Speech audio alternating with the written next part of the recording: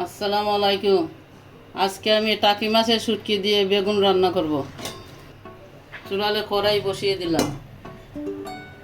কড়াই গরম হয়ে গেছে, তেল দিয়ে দিব। তেল গরম হয়ে গেছে, পেঁয়াজ কুচি দিব।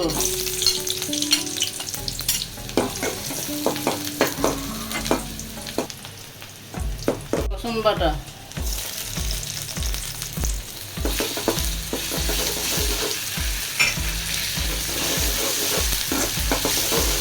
পেঁয়াজ রসুন ভালোভাবে ভেজে নিব। পেঁয়াজ রসুন ভাজা হয়ে গেছে, অল্প পানি দেব গুঁড়া মশলা দেওয়ার জন্য।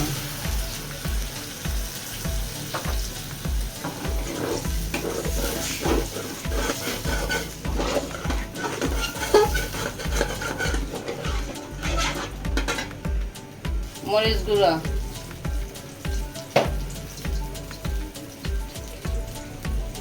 হলুদ গুঁড়া। মশলাটা ভালোভাবে কষিয়ে নিব। স্বাদ মতো লবণ।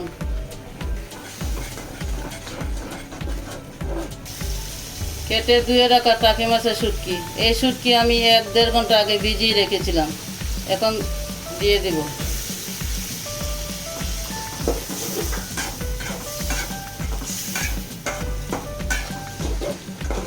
শুটকি মশলা ভালোভাবে কষানো হয়ে গেছে।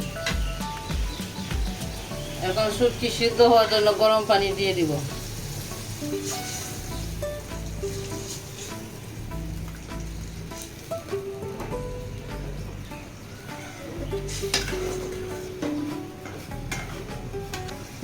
ঢাকনা দিয়ে ঢেকে দিব শুটকি সিদ্ধ হওয়ার জন্য। কেটে ধুয়ে রাখা বেগুন দিয়ে দিব। শুটকি সিদ্ধ হয়ে গেছে।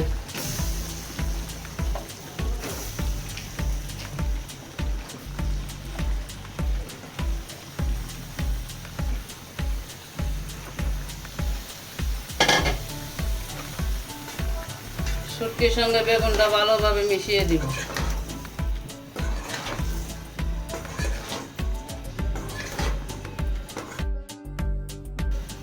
বেগুনের গায়ে থেকে যে পানি বের হবে তাতেই বেগুন সিদ্ধ হয়ে যাবে।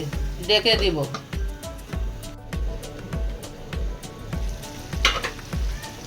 কাঁচামরিচ,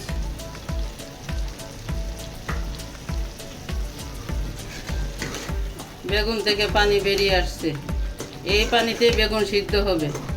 ভুলেও কখনোই বেগুন রান্নাতে পানি দিবেন না, দিলে বেগুন শুটকির আসল স্বাদ পাবেন না। অল্প আঁচে রান্না করতে হবে, তাহলে বেগুনটা ভালোভাবে সিদ্ধ হবে।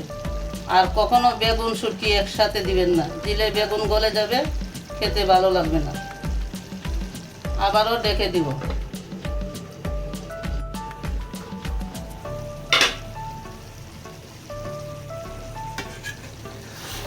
এই দেখেন, বেগুন একদম আস্তা রয়েছে, ভেঙে যায় নাই এবং সিদ্ধ হয়েছে পুরোপুরি। এখন আমি নামিয়ে নিব। এই বেগুন রান্নাতে বেশি নাড়াচাড়া করা যাবে না, তাহলে বেগুন ভেঙে যাবে, দেখতে ভালো লাগবে না।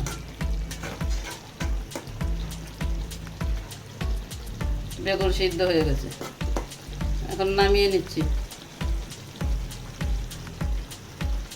এখন পরিবেশন করে নিচ্ছি।